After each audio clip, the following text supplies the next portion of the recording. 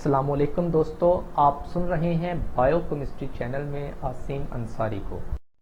अगर आपको हमारी वीडियो पसंद आए तो प्लीज़ इस चैनल को सब्सक्राइब करें और साथ हर नई वीडियो के नोटिफिकेशन के लिए बेल के निशान को क्लिक करें। आज का हमारा सवाल है, रदरफोर्ड का एटॉमिक मॉडल क्या है। रदरफोर्ड ने अपना एटॉमिक मॉडल किस तरह बयान किया। तो जब लास्ट टाइम हमने देखा कि सर विलियम क्रूक्स के एक्सपेरिमेंट के नतीजे में इलेक्ट्रॉन्स दरियाफ्त हुए, उसके बाद गोल्डस्टाइन ने प्रोटॉन दरियाफ्त किए, तो हमने पढ़ा वहाँ पे कि इलेक्ट्रॉन के ऊपर नेगेटिव चार्ज होता है, प्रोटॉन के ऊपर पॉजिटिव चार्ज होता है, और ये भी कहा गया कि ये दोनों ज़र्रात जो हैं ये एक एटम के बुनियादी पार्टिकल्स हैं। तो रदरफोर्ड ने ये जानने के लिए कि पॉजिटिव और नेगेटिव चार्जेस कैसे एक एटम में इकट्ठे मौजूद होते हैं, उसने क्या किया, उसने गोल्ड के एक बहुत ही बारीक वर्क पर उसने तजर्बात किए। सोने के बारीक वर्क पर उसने क्या किए, उसने एक्सपेरिमेंट किए।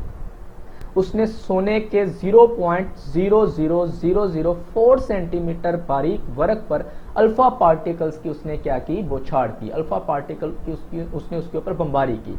अल्फा पार्टिकल्स रेडियम और पोलोनियम जैसे रेडियो एक्टिव एलिमेंट से हासिल किए गए। असल में ये हीलियम गैस के न्यूक्लियाई थे, ये जो अल्फा पार्टिकल्स थे, और काफी हद तक ये मादा के अंदर जो है ये सराहियत कर सकते थे। रदरफोर्ड ने क्या किया, रदरफोर्ड ने सोने के वर्क के पीछे फोटोग्राफिक प्लेट या जिंक सल्फाइड से पेंट की हुई स्क्रीन भी रखी। इस प्लेट या स्क्रीन पर सोने के वर्क से टकराने के बाद अल्फा पार्टिकल्स के असरात का उसने मुशाहदा किया। रदरफोर्ड ने साबित किया कि एटम का प्लम पुडिंग मॉडल जो है वो दुरुस्त नहीं था। उसने फिर मुशाहिदात किए। रदरफोर्ड ने मुशाहिदात क्या किए, उसने मुशाहिदात किए कि तकरीबन तमाम अल्फा पार्टिकल्स सोने के वर्क में से बगैर रास्ता तब्दील किए गुजर गए। रदरफोर्ड ने मुशाहिदा किया कि सोने के वर्क में से तकरीबन तमाम पार्टिकल्स बगैर रास्ता तब्दील किए गुजर गए। तकरीबन 20,000 अल्फा पार्टिकल में से सिर्फ चंद का झुकाव बहुत बड़े जाविये पर हुआ और बहुत कम पार्टिकल सोने के वर्क से टकरा कर जो है ये वापस आ गए। जिस तरह आप यहाँ पे देख सकते हैं कि ये अल्फा पार्टिकल हैं, ये एटम में से गुजर रहे हैं, यहाँ पे सोने की बारीक वर्क में से गुजर रहे हैं, और यहाँ से ऐसे ये सीधे चले गए। देखिए यहाँ पे ये सीधा जा रहा है, इस तरह यहाँ पे देखिए ये सीधे जा रहे हैं। तकरीबन 20,000 अल्फा पार्टिकल्स में से चंद पार्टिकल्स जो है वो झुक गए। जिस तरह देखें ये सीधा आ रहा है, आने के बाद यहाँ से टकरा के ये इस तरफ ये मुड़ गया। इस तरह ये सीधा यहाँ से आ रहा है, यहाँ से टकराने के बाद ये इस तरफ मुड़ गया। और बहुत कम जो है पार्टिकल्स ऐसे थे जो उस सोने के वर्क से टकराने के बाद वापस अपने मंबा की तरफ, अपने सोर्स की तरफ, पीछे की तरफ वापस मुड़ गए, और उनकी तादाद बहुत कम थी। यहाँ पे देखिए आप मुख्तलिफ डायग्राम में आप इनको देख सकते हैं। यहाँ पे देखिए ये सीधे जा रहे हैं और कुछ यहाँ से मुड़ के जो है ये वापस आ रहे हैं। इस तरह आप यहाँ पे भी देख सकते हैं, ये एटम है, यहाँ पे क्लियर कट, यहाँ पे देखें ये एटम है, यहाँ ये एक एटम यहाँ पे दिखाया गया है। ये अल्फा पार्टिकल्स आ रहे हैं जिनके ऊपर पॉजिटिव चार्ज है, ये यहाँ से देखें ये गुजर गया, और कुछ ऐसे आ रही हैं जो यहाँ से ऐसे मुड़ गए, और कुछ ऐसे हैं जो यहाँ से टकराने के बाद वापस अपने सोर्स की तरफ जा रहे हैं। इस तरह देखिए ये यहाँ से झुक गए और ये यहाँ से सीधे वापस जा रहे हैं। ये जो सीधे जा रहे हैं इनकी तादाद बहुत ज़्यादा थी, और जो वापस मुड़ के अपने मंबा की तरफ या झुक गए हैं उनकी तादाद जो थी वो बहुत ही कम थी। उसके नतीजे में जो उसने मुशाहिदात की, उसने कुछ नताइज निकाले अपने तजर्बात के। रदरफोर्ड ने उसने कहा चूंकि बहुत से अल्फा पार्टिकल सोने के वर्क में से बगैर किसी झुकाव के गुजर गए, इसलिए एटम का ज़्यादातर वॉल्यूम क्या है, खाली है। यानी कि वो अल्फा पार्टिकल्स जो सोने के वर्क में से गुजर गए, दूसरी तरफ चले गए, तो इसका मतलब वो एटम के उस हिस्से में से गुजरे हैं जो हिस्सा जो था वो खाली है, उस हिस्से में से वो गुजरे हैं। इसी तरह उसने कहा चंद अल्फा पार्टिकल का झुकाव ये साबित करता है कि एटम के मरकज में पॉजिटिव चार्ज मौजूद है, जिसे एटम का न्यूक्लियस कहा गया।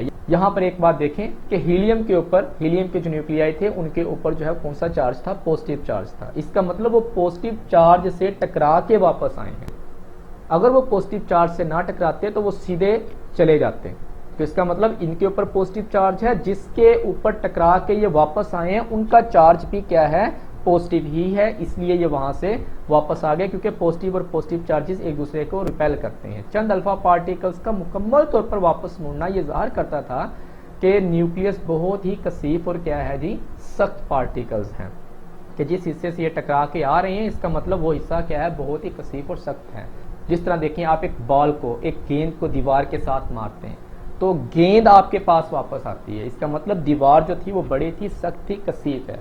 और जो आपके पास वापस आ रहा है वो वजन में क्या है, हल्का है। इसी तरह जो अल्फा पार्टिकल्स वो वजन में क्या थे, हल्के थे। जिस चीज के साथ वो टकरा के वापस आ रहे हैं वो चीज जो है वो सख्त थी, वजनी थी, कसीफ थी, डेंस थी। क्योंकि सिर्फ चंद अल्फा पार्टिकल्स ही वापस मुड़े थे, जिससे ये जाहिर होता था कि एटम के कुल वॉल्यूम की निस्बत न्यूक्लियस का साइज क्या है, बहुत छोटा है। जिस हिस्से से वो टकरा के वापस आ रहे हैं वो बहुत ही छोटा है। क्योंकि ज्यादातर अल्फा पार्टिकल्स तो चले गए, तो जो वापस अपने मंबा की तरफ आ रहे थे उनकी तादाद बहुत कम थी। तो इससे ये जाहिर होता है कि एटम का जो न्यूक्लियस है उसका साइज बहुत ही छोटा होता है। इलेक्ट्रॉन्स न्यूक्लियस के गिर्द जो है ये गर्दिश करते हैं।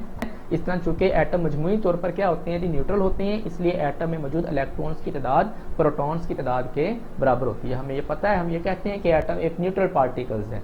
तो न्यूट्रल पार्टिकल्स उसी वक्त बनता है जब उसके अंदर पॉजिटिव और नेगेटिव चार्जेस दोनों क्या हों, बराबर हों। इसी तरह रदरफोर्ड ने कहा कि इलेक्ट्रॉन्स के अलावा बाकी तमाम बुनियादी पार्टिकल्स जिन्हें न्यूक्लियस के गिर्द पाए जाते हैं उन्हें न्यूक्लियॉन्स कहते हैं। क्या कहते हैं? उन्हें न्यूक्लियॉन्स कहते हैं।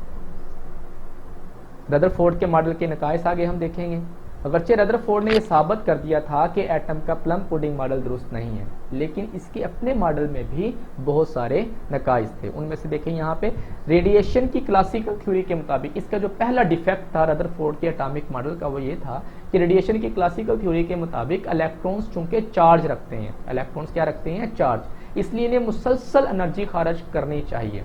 अगर एक इलेक्ट्रॉन मुसलसल एनर्जी खारिज करेगा तो एक वक्त ऐसा आएगा उसकी एनर्जी खत्म हो जाएगी और आखिरकार जो है इनको न्यूक्लियस में गिर जाना चाहिए। जब उनकी एनर्जी खत्म हो जाएगी तो जाहिर बात है इलेक्ट्रॉन्स न्यूक्लियस के अंदर गिर जाएंगे। जिस तरह ये इलेक्ट्रॉन्स है, ये न्यूक्लियस की गर्दिश कर रहा है, गर्दिश करते करते इसकी एनर्जी कम हो रही है और आखिरकार इसको न्यूक्लियस के अंदर गिर जाना चाहिए और एटम को तबाह हो जाना चाहिए। लेकिन ऐसा होता नहीं है, एटम तबाह नहीं होता। अगर इलेक्ट्रॉन्स मुसलसल एनर्जी खारिज करते हैं तो इन्हें रोशनी का मुसलसल स्पेक्ट्रम बनाना चाहिए। ये ऊपर आप देख रहे हैं, देखें यहाँ पे कोई लाइन नहीं है, ये एक कलर है, उसके बाद दूसरा शुरू हो गया, इस तरह तीसरा यहाँ पे देखें, तो इसको हम क्या कहते हैं, मुसलसल स्पेक्ट्रम कहते हैं। लेकिन नीचे देखें यहाँ पे एक कलर के बाद दूसरा कलर जब शुरू होता है तो वहाँ पे दरमियान में एक लाइन सी बन जाती है, तो इसको हम क्या कहते हैं, लाइन स्पेक्ट्रम कहते हैं। तो रदरफोर्ड के मुताबिक जो है, अगर इलेक्ट्रॉन्स मुसलसल एनर्जी खारिज करते हैं तो उन्हें रोशनी का मुसलसल स्पेक्ट्रम बनाना चाहिए। लेकिन हकीकत में एटम मुसलसल स्पेक्ट्रम नहीं बनाते रोशनी का, हकीकत में एटम जो है लाइन स्पेक्ट्रम बनाते हैं। तो ये दूसरा डिफेक्ट था रदरफोर्ड के एटॉमिक मॉडल का। अगरचे रदरफोर्ड के पेश किए गए एटॉमिक मॉडल पर साइंसदानों को बहुत से एतराज़ात थे, लेकिन उसके तजर्बात ने उनकी तहकीकात और ख्यालात को एक नई जहत दी थी।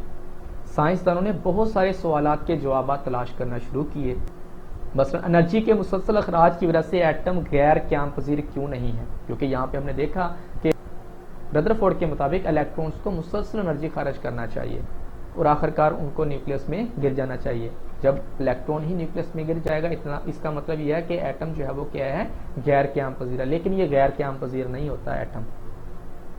एटम लाइन स्पेक्ट्रम क्यों बनाता है? रदरफोर्ड के मुताबिक एटम को मुसलसल स्पेक्ट्रम बनाना चाहिए, लेकिन हकीकत में ये क्या बनाता है, हकीकत में ये लाइन स्पेक्ट्रम बनाता है। तो ये क्यों बनाता है लाइन स्पेक्ट्रम?